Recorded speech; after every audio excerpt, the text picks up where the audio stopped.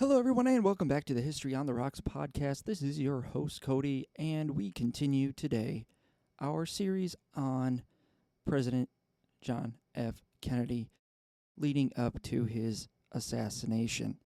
Now, we've talked in the last 3 episodes about his ideas, his values, his beliefs, his foreign policy, his economic policies, his domestic policies. We've talked about a lot of stuff. And as I told you in the introduction when we came back on air here, that this was going to be a juicy one. And it continues to become a juicy one the more and more I keep researching and the more fact-finding I do and just kind of my own analysis on the JFK assassination. Today, in part 4, we're going to talk about 2 big events. We're going to talk about Berlin, and we're going to talk about a little bit about the Cuban Missile Crisis. I don't want to dive into the Cuban Missile Crisis so much, because it's pretty well known. And the Berlin situation is pretty well known as well, but there's just things with those 2 situations that kind of point us still in this direction of, is the assassination of John F. Kennedy, is there more to that story? And then finally today, the big topic is Kennedy's relationship with Israel, and also not just Israel, but Arab nations and the Middle East. So sit back, relax, grab your favorite drink, because we're about to dive into part 4 of our John F. Kennedy series.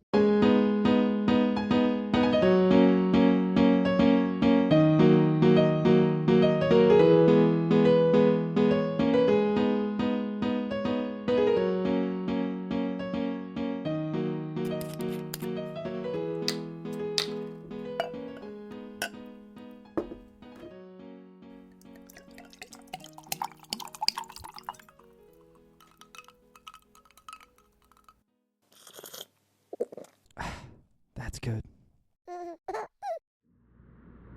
In Berlin, as you recall, he intends to bring to an end, through a stroke of the pen, first, our legal rights to be in West Berlin, and secondly, our ability to make good on our commitments to 2 million people of that city.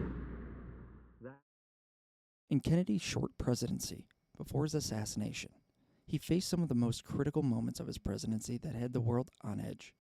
The Cold War was hitting its breaking point, and the Soviet Union and the United States were at its wits' end with each other. The fear of a nuclear holocaust was sweeping throughout the world as tensions in Berlin and Cuba rose to extreme heights. If you're a fan of history, you know that after World War II, Europe was split into East and West, communism versus Western capitalist democracy. Many areas of the world have relics today showing this great divide, some even still existing, such as North and South Korea. But one of the greatest relic boundaries to exist during the Cold War, and still leaves its mark today, is the Berlin Wall. After the fall of Hitler and his Third Reich, the US, France, and Britain agreed to divide up Germany, as well as its capital, Berlin, with the Soviets. This led to a communist East Germany and, again, a democratic West Germany. This solution created more chaos than it did peace, the end result being the Berlin Wall that would divide Germans, family, and friends for 28 years until the wall came down in 1989. Kennedy wanted to protect West Berlin from Soviet takeover. This was because the whole of Berlin was in the eastern part of Germany and completely surrounded by the communist regime, a kind of enclave, if you will. The Soviets had the advantage of moving resources and troops around Berlin as they pleased. However, the only way in and out of West Berlin was one access road or by aircraft. Kennedy wanted to avoid war at all costs. As his brother Robert put it, quote, "The Soviets do not want a war but pushed us to a brink. This was the closest we would get to nuclear war," end quote. Kennedy went to his military advisors who suggested using nuclear weapons to instill fear in the Soviets. Kennedy walked out of the meetings both times it was suggested. He believed, quote, "only a fool would claim victory in a nuclear conflict," end quote. Kennedy believed it was ridiculous to live in a world where the only options were, quote, "Holocaust or humiliation," end quote. JFK settled on a solution to add military presence in Berlin to show Soviet Premier Nikita Khrushchev that he didn't want conflict, but also that he would not appear weak and back down. Without any announcement, on August 13, 1961, the Soviets started to erect the Berlin Wall to deter East Germans from running to the free West Berlin, keeping them captive to the Soviet regime. Kennedy famously quoted, "A wall is a hell of a lot better than nuclear war." He also proclaimed to his friend William Walton, quote, "I am a peace at any price president," end quote. As Kennedy was satisfied with a wall over a war, those below him in the U.S. military establishment did not agree with his methods. In fact, without Kennedy's knowledge, the United States military actually tried to knock down parts of the Berlin Wall. It seemed the military was taking actions into its own hands without presidential approval. This would increase tensions in Berlin, because as Kennedy stated, quote, "What right do we have to touch that wall? It is in East German territory," end quote. The military actually built duplicates of the wall in the German forests to practice destruction of the wall with mostly tanks. On October 27, 1961, the most intense standoff between U.S. tanks and Soviet tanks occurred at the center of the wall, known as Checkpoint Charlie. This standoff lasted for 16 hours before Kennedy called irate to the general on the ground, ordering him to, quote, "Get those tanks out of there," end quote. When that day finally comes, as it will, the people of West Berlin can take sober satisfaction in the fact that they were in the front lines for almost 2 decades.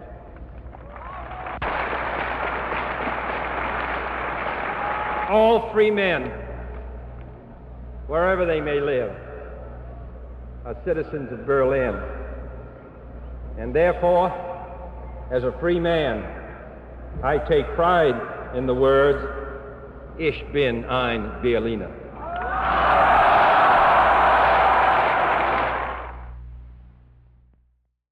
Now, even though the intensity of the Berlin crisis had the world holding their breath, it was nothing compared to the most critical moment in world history, where nuclear war seemed almost unstoppable.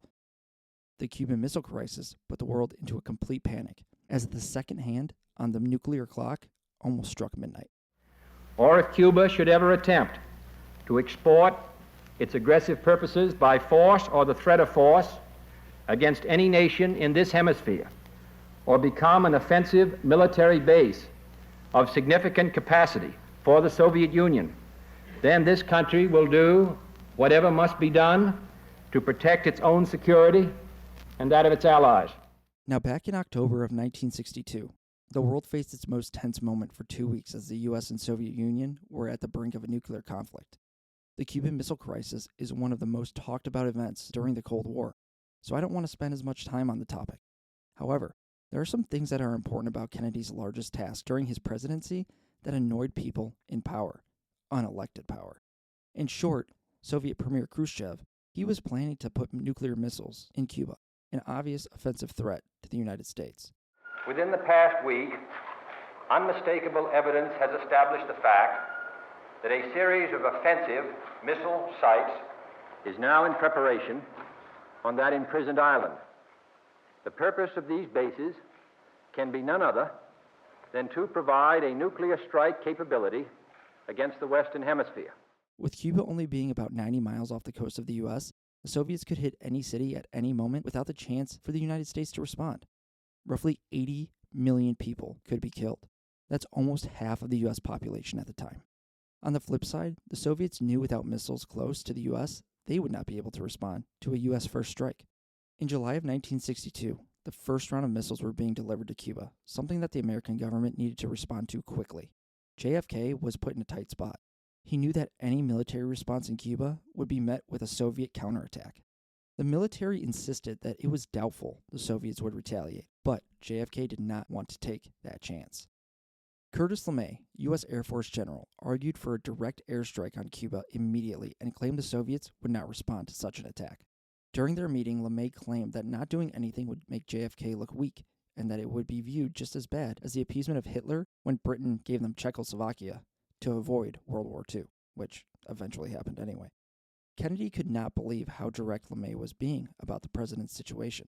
Kennedy later said to his White House aide Kenny O'Donnell, quote, "The only advantage in their favor of doing what the military wants would be that none of us would be alive to tell them that they were wrong," end quote. The military establishment was extremely annoyed with Kennedy's gradual approach to the situation. They wanted quick and direct action. Over at the Pentagon, there was hate and rage flowing through the halls, almost a coup-like atmosphere. In the end, Kennedy and Khrushchev were able to handle things diplomatically and end the conflict without any war breaking out. Namely, that the Soviet missile bases in Cuba are being dismantled, their missiles and related equipment are being crated, and the fixed installations at these sites are being destroyed. The U.S. didn't want a nuclear war, and neither did the Soviets. I highlighted this incident to show the anger pointed at JFK for his decisions by the hostile military establishment. Just more proof that people on the inside in unelected positions didn't agree with the way he ran his administration. In a direct quote from General Curtis LeMay, he stated, quote, "We lost. We ought to just go in there today and knock them off. We had a chance to throw the communists out of Cuba, but this administration was scared to death that the Russians might shoot at us," end quote. Kennedy wanted to work on the disarmament of nuclear weapons. He had always been agitated when they were brought up in conversation. In a meeting with Governor Nelson Rockefeller, JFK's national security advisor recounted that after Rockefeller had suggested just nuking the Soviets, the president's hand began to shake just at the suggestion. He calmly responded, quote, "You know we aren't going to do that," end quote. JFK believed the use of a single nuclear weapon would be the nation's ultimate failure. In its first 2 decades, the age of nuclear energy has been full of fear, yet never empty of hope. Today, the fear is a little less and the hope a little greater. For the first time, we have been able to reach an agreement which can limit the dangers of this age. The agreement itself is limited, but its message of hope has been heard and understood not only by the peoples of the 3 originating nations, but by the peoples and governments of the 100 other countries that have signed. Many in the American government and the public did not like that Kennedy called for peace with the Soviet Union and humanized communists. Many thought this was a weak approach to dealing with such a threat to the world. In fact, the military was so angered with JFK that they did not support any joint space missions JFK wanted because they were uneasy about sharing rocket technologies. JFK continued to try and monitor and inspect our adversary's nuclear weapon testing, but Khrushchev would have none of it. It was the main reason the Soviets and the U.S. could not come to a nuclear deal. JFK even tried to make peace with the Soviets by sending wheat to help with the food shortages in the Soviet Union, a move he deemed was necessary to continue to, quote, reduce tensions, end quote, and carry out peace talks. Vice President Lyndon B. Johnson disagreed with this move, calling it a major, quote, political mistake, end quote.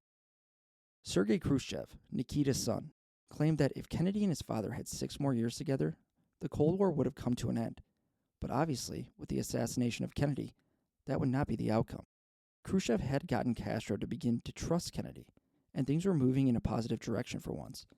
Without JFK's assassination, it could be argued that a normalized relationship with Cuba could have been achieved. With the Cold War ended, however, there would not have been a need for such a large national security state. The Pentagon and the CIA budgets would have been reduced, and those in unelected power would not have a stronghold over foreign decisions. Remember, war makes money. So was Kennedy's death planned because these people would be out of jobs? Their interests severed? It's something to consider going forward. Like I said, we were going to quickly talk about Berlin and the Cuban Missile Crisis, 2 big events during the Cold War. The main idea there was to highlight for you, again, this unelected power turning on President Kennedy and not liking his decisions. Our main topic today is going to be Kennedy's relationship with Israel and the Middle East in general. Now, before I start this section, I don't want to come off biased. I don't want to come off anti-Semitic, but I'm just stating facts from the past. I understand that right now, things are very sensitive between the Jewish community and the Palestinian community, but a lot of what we're going to talk about today is Israel's relationship with the Middle East back during Kennedy's presidency. So, I want to make it clear, I'm not talking anything about bias or picking a side here. I'm simply stating facts and looking at who could be the actors behind Kennedy's assassination if it wasn't just such a simple murder. With all the distractions and conflicts with the Soviet Union during Kennedy's presidency, one major area of foreign policy is swept under the rug. This complicated relationship was that between the United States and Israel. Now, there were 4 major points of contention that Kennedy was dealing with when it came to Israeli relations. The first, Palestinian refugees. The second, his relations with Arab countries. The third, the American Zionist Council, a lobbying group in the United States. And fourth, the Israeli nuclear program. We're going to talk about each of these four areas in depth here and kind of get a gauge for what's going on with Israel at the time. As Israel was established and recognized by the United States after the Palestinian War in 1948, many Palestinians became homeless and stateless. Kennedy had put a large amount of effort into supporting the UN resolution, which would allow Palestinians to return to their homes and live in peace with their Israeli neighbors. Also, those who could not return home due to loss of property or damages should be fairly compensated by Israel or any other governments holding responsibility. Kennedy acknowledged the situation was not an easy one, but there had to be something done to restore peace in the region. Kennedy had devised a plan in which Palestinians would be given a choice whether to repatriate or to take compensation with Israel's approval. However, after receiving missiles for defense from the United States, Israel ended up backing out of Kennedy's deal and stopped cooperating with the ongoing peace talks and the refugee issue. The Prime Minister of Israel, Levi Eshkol, was upset that the United States was so keen on supporting the Arab nations. The Prime Minister made these remarks just 2 days before Kennedy's assassination. So what was the Prime Minister so upset with? What was Kennedy's administration doing that was such a threat to Israel's security? The big problem Israel had was the close relationship that JFK had built with Egypt's president, Gamal Abdel Nasser. Kennedy was sending aid to Egypt and supported them being the lead country in bringing the Middle East into the modern world. Israel was also upset that Kennedy would not make them, quote, exclusive friends, end quote, in the Middle East and supported their enemies, like Egypt. Egypt was also an ally of the Palestinian people and supported them after the Palestinian War. There was no one in the American government who knew as much or even cared as much, like JFK did, about the Middle East. One White House aide even said that Arab leaders who visited the White House were impressed with how much Kennedy knew about their country, and even he knew more than they did sometimes. But there were many politicians in D.C. who were tired of Kennedy's support of Arab nations, and such an amendment was put forward to stop it. Domestic attacks against Kennedy's support for Arab nations began to ramp up, and legislation was even put forward to address Kennedy's actions. The Gruning Amendment, set into motion by Senator Ernest Gruning in November of 1963, was meant to deny economic aid to any country that was preparing for aggression or was engaged in conflict with another country that the U.S. was already sending aid to, for example, Israel. This was almost a direct attack against Kennedy's Egypt funding, and many believe this amendment was aimed at preserving Israel's interests, not the American people. Kennedy was very unhappy with the amendment.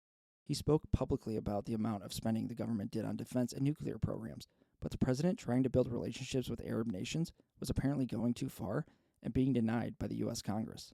To him, this was nonsense. Kennedy even pointed out that the aid being sent was a fraction of the federal budget. After Kennedy's assassination later that month, LBJ stopped sending aid to Arab nations, something Israel would be extremely happy about.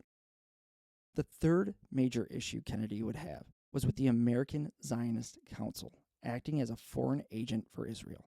This mostly occurred through the Justice Department with his brother Bobby Kennedy, the Attorney General. Now, this is an important piece because the American Zionist Council is where things get a little weird. The Justice Department wanted the American Zionist Council to register under the Foreign Agents Act of 1938. The direct explanation of this act from the Justice Department itself requires, quote, agents of foreign principals who are engaged in political activities or other activities specified under the statute to make periodic public disclosures of their relationship with the foreign principal, in this case Israel, as well as activities, receipts, and disbursements in support of activities.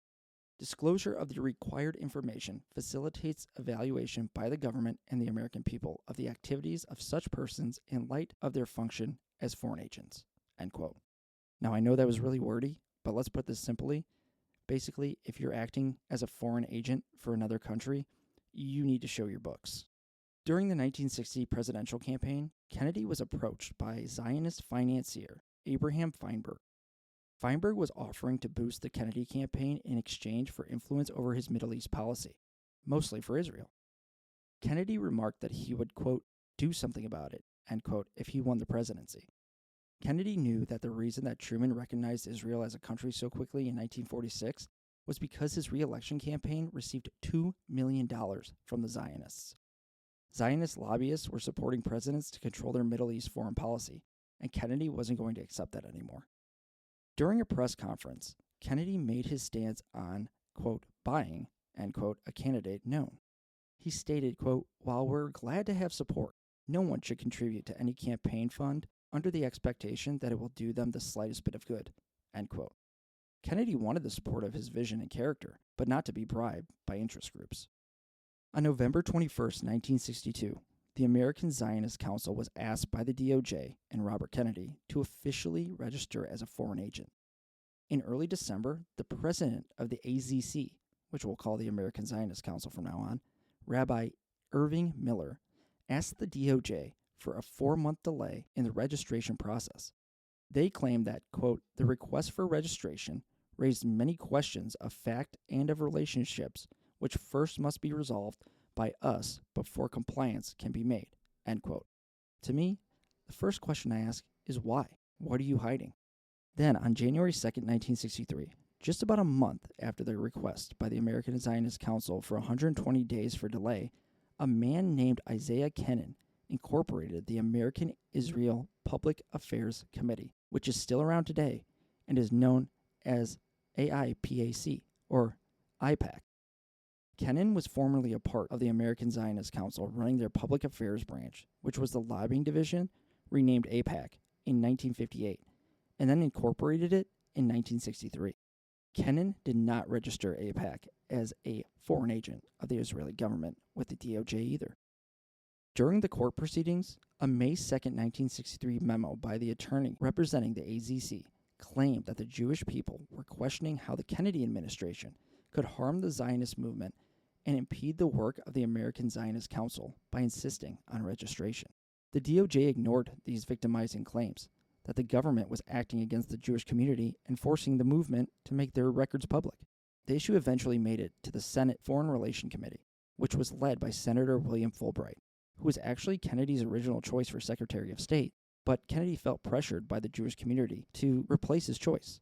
Fulbright had supported an anti-Nasser policy, and the Jewish community was worried about the support for the Egyptian president. To not form a side of bias against the Jewish community in this situation, it needs to also be said that Robert Kennedy also advised his brother to not appoint Fulbright. On October 11, 1963, just over a month before JFK's assassination, the DOJ sent their official request for registration to the American Zionist Council with a 72-hour window to respond. In response, Judge Rifkind, their representative, stated that, quote, most persons affiliated with the council believed such registration would be so publicized by the American Council on Judaism, who oppose Zionism, that it would destroy the Zionist movement completely, end quote. Judge Rifkind believed that the AZC would at least supply the DOJ with the average documents that other registrants would submit, but nothing showing they were an agent of a foreign principal, Israel. The Department of Justice would not make a decision without seeing the filed material. The AZC did not file anything until after JFK's assassination. Memos between the DOJ and AZC went back and forth for about a year and a half until the DOJ called out the AZC saying they were blatantly stalling. The AZC would disband over time and never register as a foreign agent. They did, however, supply some financial paperwork to the DOJ in 1965, which satisfied the acting Attorney General, Nicholas Katzenbach, and the case, it was closed. The replacement of the AZC, the AIPAC, has still never registered as a foreign agent to Israel. The argument here is that the AIPAC has significant influence on American policy today.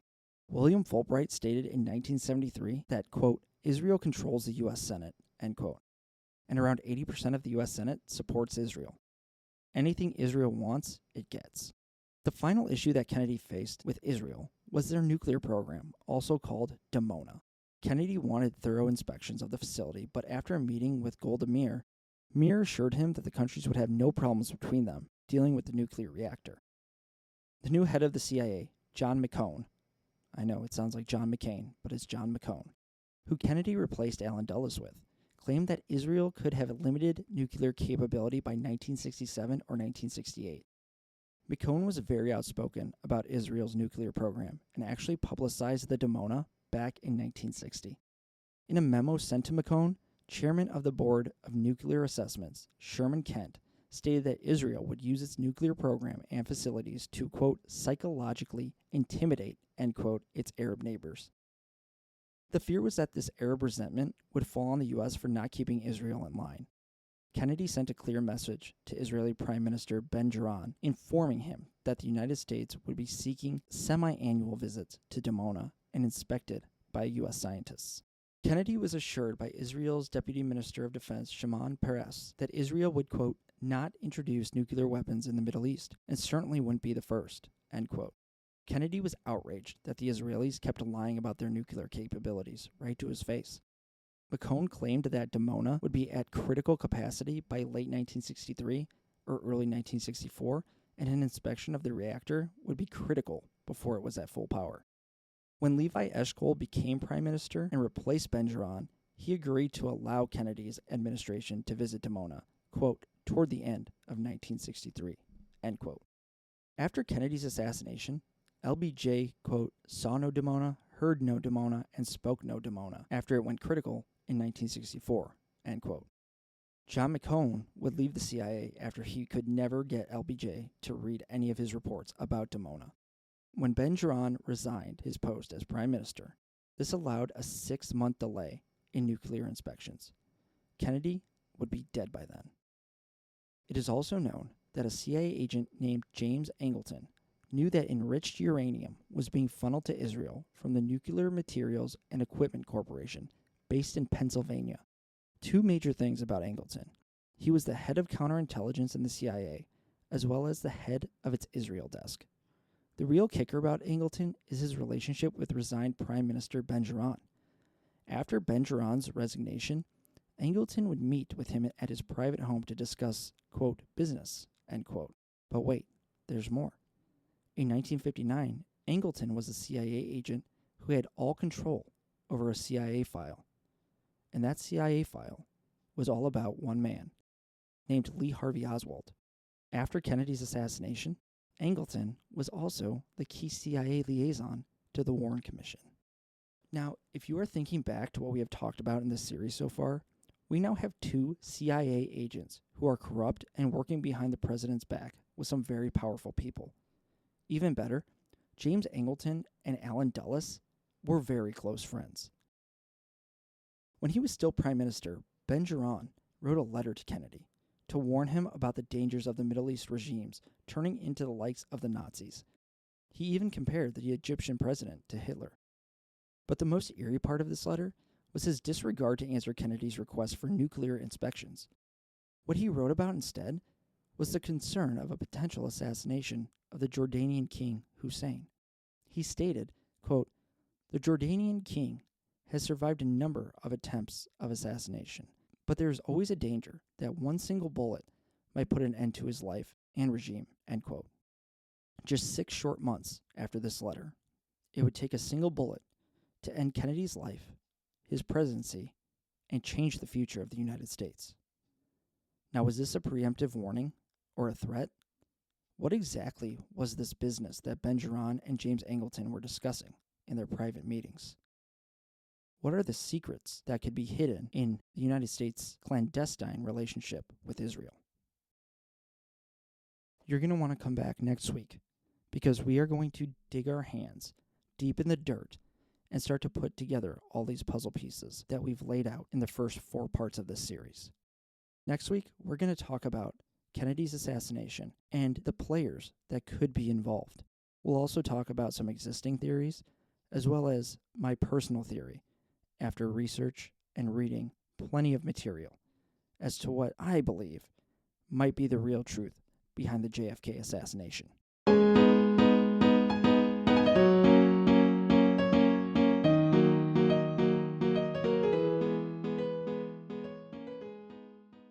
Thank you all again for listening to the History on the Rocks podcast. I hope you guys enjoyed this episode, and I hope you do come back next week, because I'm telling you guys, it is getting real good.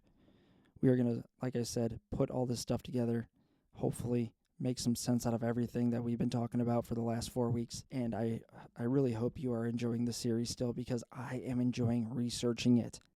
People at work could tell you that I am pretty much obsessing over things that I am finding, and I'm on Google Maps and I'm looking at all this material and listening and reading all this material and bringing it all in. And I don't know. I love the investigative process of, these types of theories and historical moments. So, but it's the weekend. So, got all that out of the way. Hope you go see some friends, some family. Go relax. Enjoy your weekend. The warmer weather is starting to come. It's almost here. It was so nice the other day to walk outside in the sun and not freeze. And I can see the grass again. Y'all have a great weekend. Thank you again for listening to the History on the Rocks podcast. Cheers.